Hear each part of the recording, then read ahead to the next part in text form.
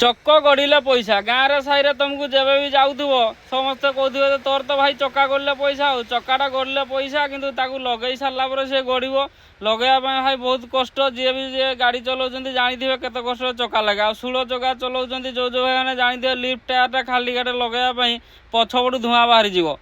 ସେ ତ ଛାଡ଼, ଗାଡ଼ି ଚଲାଉଛୁ ମାନେ ସବୁ କାମ କରିବା ପାଇଁ ପଡ଼ିବ। ଲଗେଇ ଲୁଗାକି ପୁରା ଝାଳ ନାଳରେ ଦେହ ପୁରା ଅବସ୍ଥା ଖରାପ। ତାପରେ ପଳେଇଲି ପାର୍କିଂକୁ। ପାର୍କିଂରେ ଦେଖିପାରୁଥିବେ ଏମିତି ସୁବିଧା, ଏକା ବେଳେ 20-30 ଜଣ ହଗିପାରିବ। ପୁରା 20-30 ଲାଟ୍ରିନ୍, ପିଟାପିଟି ହେବାର ନାହିଁ, ହଗତେ ନାଗି ଟେନସନ୍ ନାହିଁ। ତାପରେ ଗାଧୋଇବାର ଲାଗି ବି ସବୁ ସୁବିଧା ଅଛି। ଦେଖିପାରୁଥିବ ପୁରା ଟ୍ୟାପ୍ ଲାଗିଛି, ଏମୁଣ୍ଡରୁ ଆରମୁଣ୍ଡି ଯେତେ ଜଣ ଗାଧୋବାର କଥା ଗାଧୋଇ ପାରିବ। ମାର୍ବଲ ପଡ଼ି ସବୁବେଳେ ଚକଚକ୍ କରି।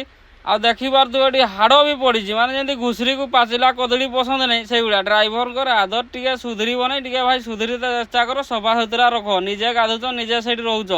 ତାରପରେ ଦେଖ ମୁଇଁ ପୁରା ମାଜାମୁଜି ପାଇଁ ରେଡ଼ି ହେଇଗଲି। ପୁରା ଗଡ଼ି ତଡ଼ିକି ଗାଧିଲି। ମାର୍ବଲ ପଡ଼ିଛି ଭାଇ, ଖସରି ଖସରି ଗାଧବ ଏମୁଣ୍ଡରୁ ସେମୁଣ୍ଡି ଯାକେ।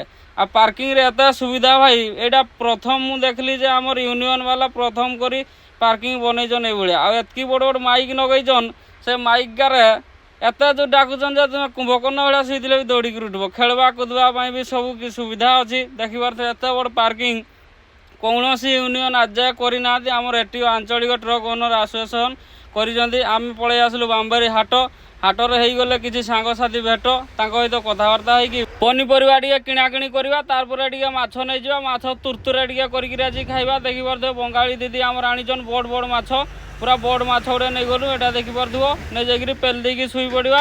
ଦେଖା ହବ ପୁଣି ନେକ୍ସଟ ବ୍ଲଗ୍ରେ। Bye bye, good morning, good